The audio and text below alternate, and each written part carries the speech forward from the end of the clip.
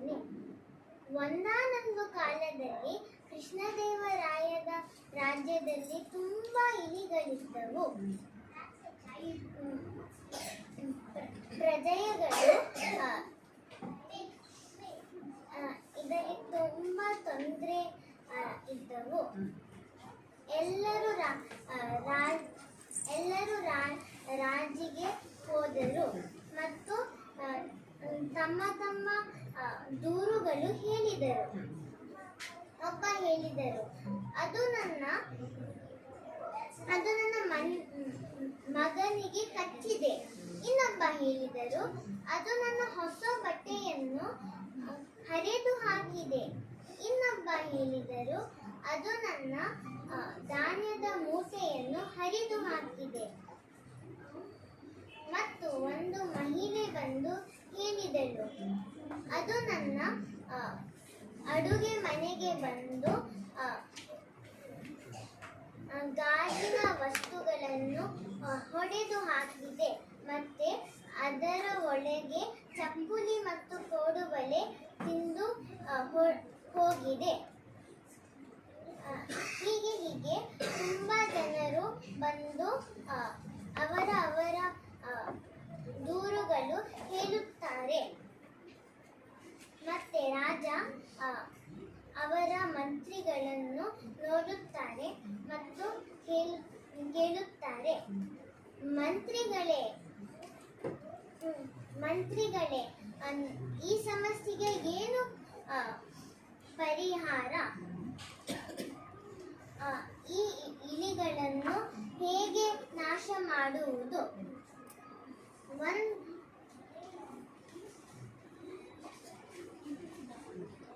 ಒಬ್ಬ ಮಂತ್ರಿ ಹೇಳುತ್ತಾರೆ, ನಾವು ಬೆಕ್ಕುಗಳನ್ನು ಸಾಕಬೇಕು. ಯಾಕಂದ್ರೆ ಬೆಕ್ಕುಗಳು ಇಲಿಗಳನ್ನು ತಿನ್ನುತ್ತಾರೆ. ಮತ್ತು ಹಸುಗಳನ್ನು ಸಾಕಬೇಕು.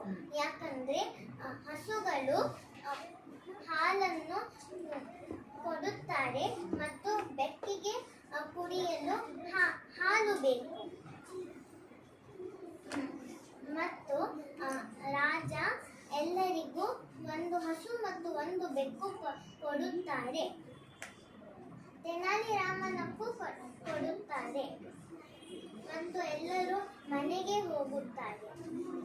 3 ತಿಂಗಳ ನಂತರ ರಾಜ ಎಲ್ಲರಿಗೂ ಆಸ್ಥಾನಕ್ಕೆ ಬಂದರು ಹೇಳುತ್ತಾರೆ, ಎಲ್ಲರೂ ತಮ್ಮ ತಮ್ಮ ಬೆಕ್ಕುಗಳ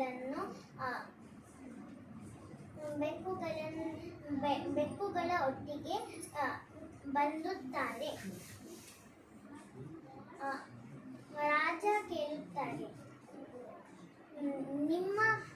ನಿಮ್ಮ ಮನೆಯಲ್ಲಿ ಎಷ್ಟು ಇಲಿಗಳು ನಾಶವಾಗಿದೆ? ಎಲ್ಲರೂ ಒಟ್ಟಾಗಿ ಹೇಳುತ್ತಾರೆ, ಒಂದು ಸಹ ಇಲ್ಲ. ಆದರೆ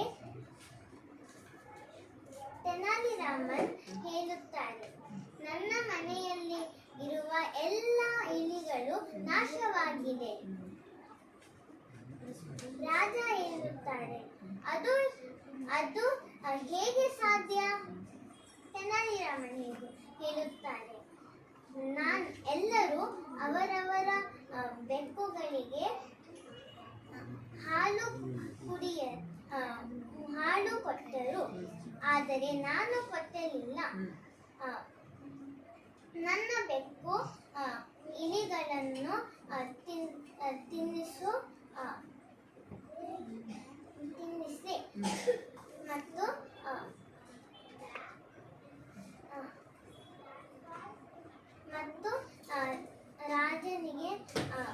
ಮತ್ತು ರಾಜನಿಗೆ ಒಂದು ಪ್ರಶ್ನೆಗಳು ಬಂತು. ನೀವು ಹಾಲನ್ನು ಏನು ಮಾಡಿದೆ? ತೆನಾಲಿ ರಾಮನ್ ಹೇಳಿದರು,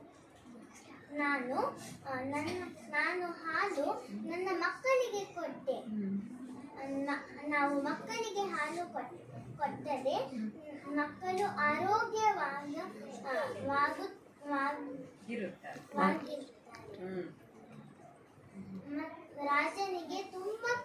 ಆಯಿತು.